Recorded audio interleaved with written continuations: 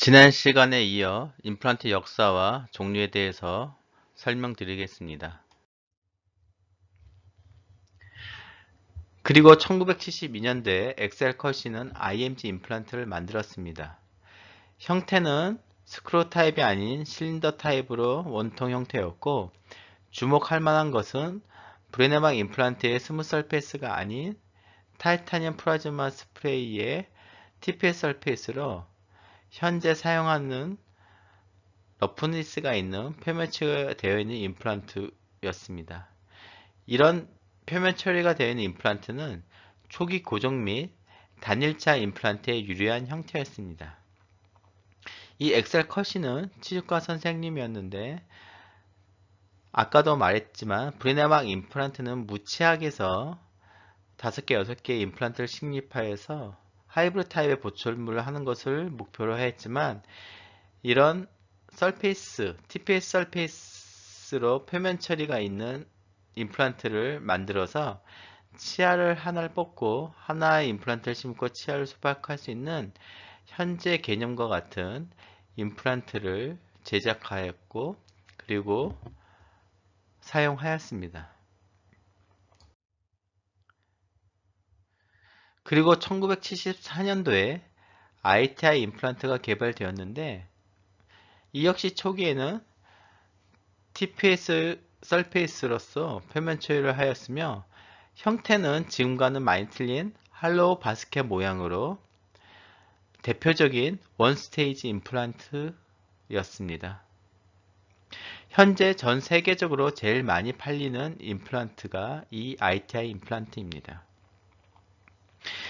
이 ITI 임플란트의 초창기 이 형태를 보시면 지금도 원스테이지 임플란트를 만들고 있지만, 완전히 잇몸에 덮어두는 것이 아니라 잇몸 바깥으로 도출되어 있어서 잇몸을 째는 2차 수술 필요 없는 원스테이지 형태의 임플란트를 주장하였고, 그리고 표면 처리도 TPS와 같은 타이타늄을 녹여서 뿌려서 붙여서 거칠기를 굉장히 많이 해주는 그런 임플란트를 주장하였습니다. 이런 ITI 임플란트의 가장 큰 특징은, 현재는 이 TPS 서페이스를 사용하진 않고 SLA 서페이스를 사용하는데, 이 SLA 서페이스의 표면, 임플란트의 표면 거칠기라든지 표면 처리가 전 세계에서 가장 좋은 것으로 알려져 있고, 그래서 지금 현재 가장 많이 팔리고 가장 좋은 임플란트로 생각되어지고 있는 임플란트가 되겠습니다. 마크로 디자인에서 이 할로우 바스켓 모양은 임플란트를 앞골에 심었을 때 나중에 뼈가 가운데 차 들어가면 굉장히 단단하게 고정되어 있는 것처럼 생각되어지지만, 이런 할로우 바스켓 모양의 형태가 프랙처가 일어나서 실패가 일어났기 때문에 초창기에만 이런 형태를 유지하였고, 현재는 스쿨 형태 아니면 실린더 형태에서 아주 느슨한 스크류 형태가 있는 그런 디자인으로 현재는 사용되고 있습니다. 이 ITI 임플란트는 현재 가장 많이 사용되고 있기 때문에 잘 알아두시는 것이 좋겠습니다. 그리고 1976년도에는 튜빙겐 임플란트도 개발되었고, 이 임플란트의 의미는 알루미늄 옥사이드로 되어 있어서 골 유착을 빠르게 해서 즉시 식립이 가능하다는 것에 있고, 현재 댄스플라사의 프라이리티2 자이브 임플란트의 효시입니다.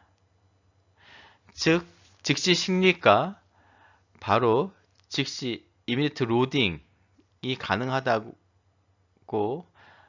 주장하였는데, 이미디트 로딩은 좀 여러 가지로 문제가 있고, 로딩을 다른 임플란트보다 좀 더 빨리 할 수 있다는 것을 많이 강조하였습니다.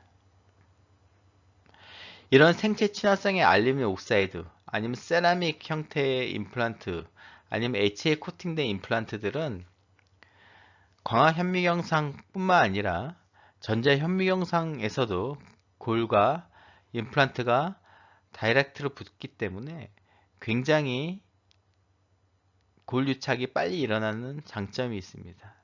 다시 말해서 이미트 로딩은 아닐지라도 고정이 빨리 일어나기 때문에 저작을 다른 임플란트보다 더 빨리 할 수 있다고 여겨지고 있게 되겠습니다. 가장 큰 단점은 역시 세라믹이기 때문에 파절에 굉장히 취약해서 금속으로 된 임플란트에 비해서 너무나도 부러지기 쉽고 저작을 했을 때 여러가지 부러져서 실패가 일어나서 현재는 이렇게 세라믹 자체로만 된 임플란트는 사용되어지지 않고 있습니다. 하지만 타이타늄 설페이스의 HA 코팅, 세라믹 코팅은 의미가 있는 것으로 지금 생각되어지고 있습니다.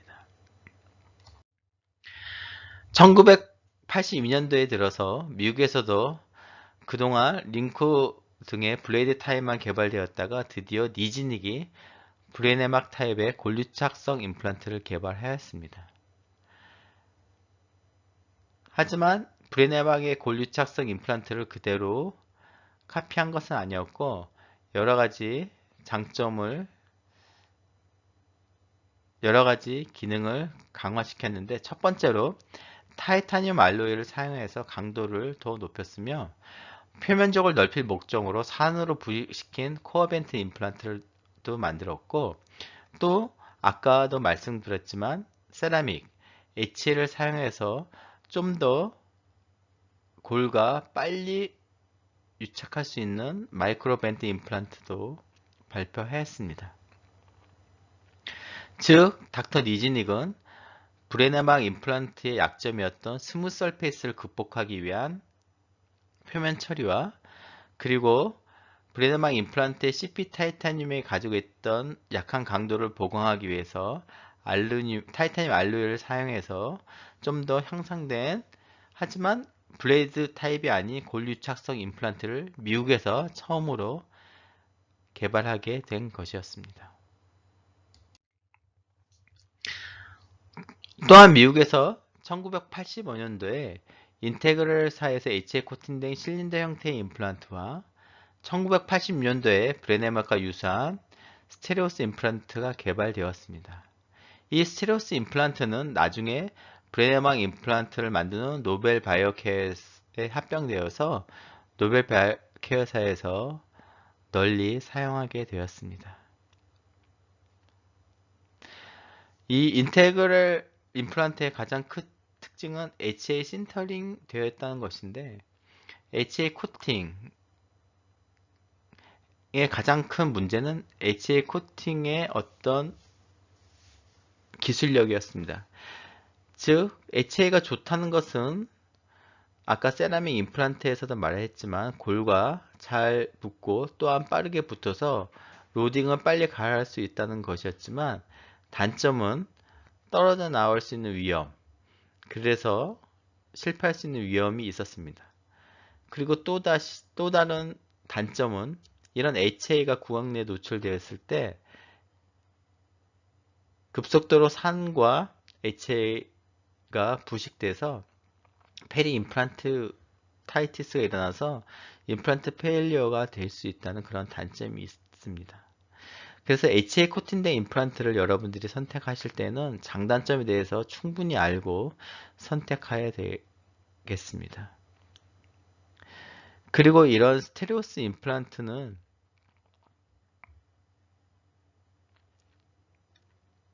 커넥션과 설페이스에 있어서 브레네막 임플란트에 비해 장점이 있었기 때문에 기존 브레네막 임플란트사에서 이것을 합병한 뒤에 주력으로 이런 형태의 임플란트를 밀어서 브레네막 임플란트의 고유 형태와 설페이스가 없어지는 결과가 되어서 브레네막이 ITI 임플란트에 역전당하는 그런 계기가 되었습니다.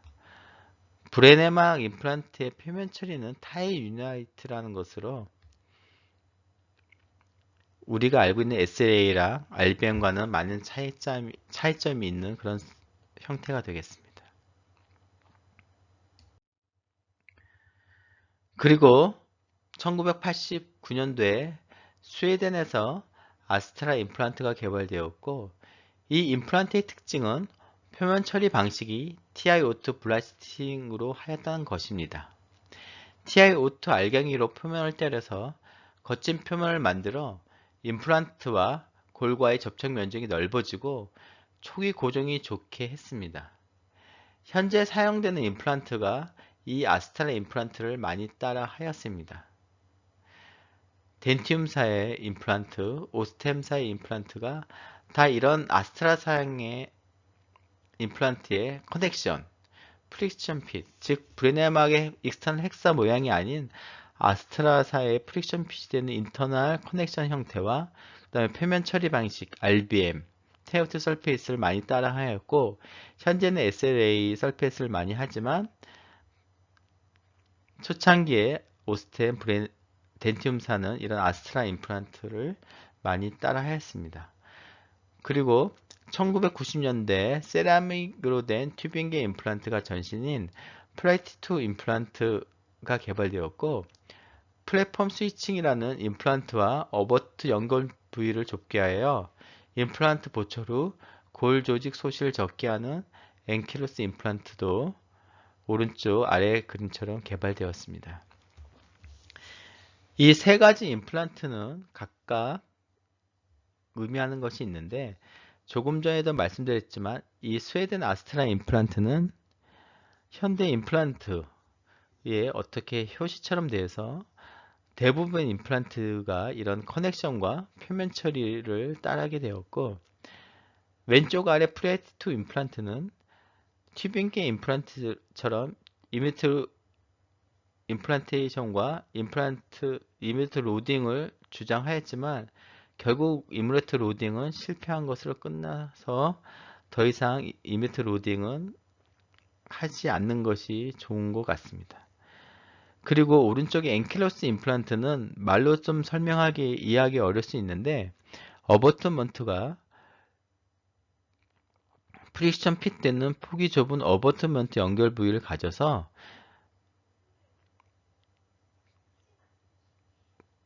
보철 후에 골 소실이 적게 되는 그런 장점이 있습니다. 그래서 이런 폭이 좁은 임플란트를 좋아하시는 선생님들은 임플란트 후 마지날 본 로스가 일어나지 않아서 굉장히 좋다고 이렇게 말씀하고 그런 장점이 있습니다.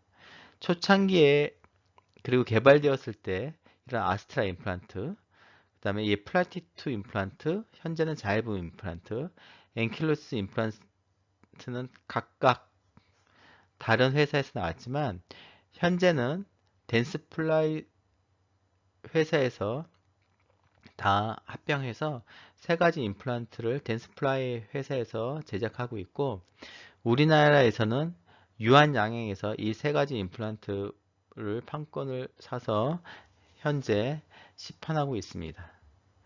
아이타이 임플란트와 아스트라 임플란트 등은 현재 국내에서 사용할 수 있는 외산 임플란트로 여러분들이 선택할 수 있는 그런 임플란트가 될 수 있겠습니다.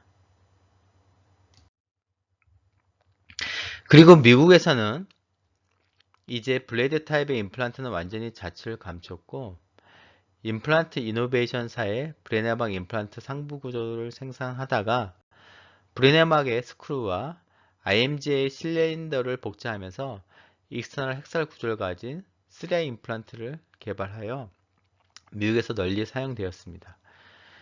그리고 H에 코팅된 실린더 형태의 서스타인 임플란트와 임텍사의 임플란트들이 개발되었습니다. 이 임플란트 이노베이션사에서 만든 3I 임플란트는 몇 가지 의미가 있는데, 좀 전에 설명했듯이 이런 3I 임플란트는 처음에는 브레네막 임플란트의 상부 구조를 만드는 회사였습니다. 미국 회사였고 상부 구조만 만들다가 자기네들도 그냥 임플란트를 만들고 싶은 생각에 브레네막 임플란트를 개량해서 향상시켜서 만들었는데, 첫 번째로 브레네막 임플란트에 마운트를 연결해서 식립해야 돼서 임플란트를 식립할 때 마운트를 따로따로 이렇게 연결하는 그런 번거로움이 있었습니다. 하지만 3i 임플란트는 픽처를 열었을 때 마운트가 각각 체결되어 있어서 바로 임플란트 심기 편하게 되어 있습니다. 그리고 두 번째는 3i 임플란트는 브레네막 임플란트의 가장 큰 약점인 표면 처리를 하지 않았던 것을 향상해서 DAE, 듀얼 엑시드 에이칭으로 표면 처리를 해서 표면을 거칠게 해서 골과 접촉 면적을 늘렸고, 그 의미는 골과의 임플란트가 보다 빨리 골 유착이 돼서 임플란트를 보초를 할 수 있었다는 것입니다. 현재는 마운트를 사용하는 임플란트가 거의 없이 임플란트를 심을 때 바로 마운트 없이 커넥션 돼서 심립하고 있지만, 초창기에서는 마운트를 사용을 해왔기 때문에 마운트가 있는 존재가 굉장히 술식에서 편하였기 때문에 3i 임플란트가 어필하였고, 그리고 스무스 서페이스의 가장 큰 약점을 보강하는 이런 거친 임플란트, 러프니스가 있는 임플란트를 계속 강조해서 3i 임플란트는 미국에서 많이 사용되었습니다. 특히 미국의 임플란트 학을 갖고 있는 대학이 몇 개 없는데, 특히 뉴욕의 NIU 대학의 NIU 임플란트 병원에 3i 임플란트를 미국산이라는 의미로 많은 양을 싸게 공급함으로써, 거의 무상을 공급함으로써 브레네막 임플란트를 견제하였습니다. 서스테인 임플란트의 HA 코팅은 아까도 말했지만 이런 HA 코팅의 의미를 생각하면 될 것 같습니다. 그리고 이런 임텍사의 실린더 형태는 더 이상은 잘 사용되고 있는 것 같지는 않습니다. 그 밖에 인플라메드 임플란트, 그리고 최신 치과 임플란트라는 책을 교과서를 집필한 칼미시가 만든 골질에 따라 달리 사용하던 마에스트로 임플란트, 바이오 호라이즌사에서 만들었고, 또한 물고기 지느러미 모양의 핀 형태의 바이컨 임플란트가 개발되어 사용되었습니다. 특히 칼 미시는 미국 사람으로서 링코와 베스 등의 그런 브레이드 타입의 임플란트를 만들었던 선생님들을 수성을 두고 굉장히 임플란트에 대해서 공부를 많이 한 사람이고, 굉장히 연구를 많이 했던 사람인데, 그는 특히 D1, D2, D3, D4본 골질을 분류한 것으로 유명합니다. 초기 브레네막 학파들이 타입 1, 2, 3, 4 골질을 얘기했듯이 그걸 좀 개량해서 D1본, D2본, D3, D4본으로 칼미시가 분류하였는데, 여러분들이 잘 아시다시피 D1본은 가장 단단한 본으로서 그럴 경우에 사용하는 임플란트는 사진에서 보는 것처럼 나사선이 좀 더 나사선 간의 거리가 멀게 성기게 만들었고, D4본 같이 스티로폴 같이 이렇게 푸석푸석한 본에는 나사선을 촘촘히 해서 잘 붙어있게 하는 의미로 임플란트를 각각에 맞게끔 개발한 것이 특징이 되겠습니다. 그리고 이 바이오 호라이즌, 이런 임플란트, 칼미시가 만든 이 임플란트의 특징은 위에 보이는 익스터널 헥사가 브레네막의 익스터널 헥사랑 비슷해 보이지만, 그 헥사의 높이가 브레네막 임플란트는 0.7mm인데 반해서 이것은 1mm로 해서 어버트먼트와 임플란트가 체결이 좀 더 향상되는 그런 효과를 노렸습니다. 즉, 바깥으로 좀 더 0.3mm 정도 더 높이 올라와 있어서 어부트먼트가 끄덕이는 것을 좀 더 방지하는 그런 역할을 더 좋은 임플란트라고 얘기했지만 결과적으로 실패하였습니다. 그 이유는 보통 어버터먼트들이 다 브레나막, 익스터널 헥사와 호환되는 것인데 이것은 1mm로 브레나막 임플란트 어버터먼트와 호환이 되지 않아서 따로 구입을 해야 되는 그런 단점 때문에 여러 가지 불편하였고, 이 바이오호라이즌사의 마에스트로 임플란트는 CP 타이타늄 아닌 타이타늄 알로이로 만들어서 아까 닥터 니지닉이 만든 임플란트인 것처럼 좀 더 강도면에서는 높았지만 골과의 접촉은 좀 더 약했습니다. 그래서 HA 코팅을 하였는지 모르겠지만 이런 HA 코팅은 좀 더 뼈와 잘 붙는 역할을 하였지만 치경부, 임플란트 플랫폼 부위에서 HA 노출은 아까도 말했듯이 구강에 노출되었을 때 산에 HA가 부식돼서 실패할 가능성을 높여주었습니다. 현재도 물론 사용되고 있고 시판되고 있지만 우리나라에서는 거의 사용되고 있는 것 같지는 않습니다. 그리고 맨 왼쪽 아래 핀 형태, 물고기 지느러미라고 했죠. 핀이 바이콘 임플란트는 스크루 타입이 아니고 돌려서 넣는 게 아니라 골알을 형성하고 망치로 실린더 형태의 임플란트를 식립하듯이 두들겨서 넣어서 임플란트를 식립하는 형태가 되겠습니다. 이렇게 되었을 때 나중에 골 유착이 굉장히 잘 되고 특히 치경부에 아까 플랫폼 스위치를 얘기했지만 어버터먼트와 연결되는 부위가 좁기 때문에 그리고 플랫폼이 넓게 돼 있어서 마디나 볼 소실이 안 일어나고 오히려 골이 자라난다고 바이콘 임플란트를 사용하는 회사에서 그 다음에 유저들이 주장하고 있는 그런 임플란트가 되겠습니다. 미니어처에서는 이런 형태의 임플란트도 현재 사용되고 있습니다. 즉, 여러분들은 각각의 임플란트의 장단점에 대해서 깊이 연구하고 생각해 볼 수 있는 능력을 갖추어야 되겠습니다. 예, 오늘 임플란트의 역사에 대해서 간략하게 공부하였고, 그리고 임플란트가 어떻게 발전되어 왔는지, 임플란트의 형태가 어떻게 발전되어 왔고, 임플란트의 표면이 어떻게 발전되어 왔는지, 각각의 형태의 특징은 무엇인지, 각각의 재료의 또 특징이 무엇인지 여러분들이 잘 알아두고 감별할 수 있는 능력이 생겼으면 좋겠습니다. 그리고 그런 것들을 통해서 현재 사용되고 있는 아이타의 임플란트라든지 아니면 오스테 임플란트 아니면 데티움사의 슈퍼라인 임플란트 그리고 현재 최수용이 많이 선전하는 포인트 UV 임플란트 등등의 장단점이 무엇인지 여러분들이 감별할 수 있는 능력이 임플란트 강의를 다 마치고 나서 수업을 다 끝나고 나서 여러분들이 알 수 있는 능력이 생겼으면 좋겠습니다. 이번 강의는 여기까지입니다. 수고하셨습니다.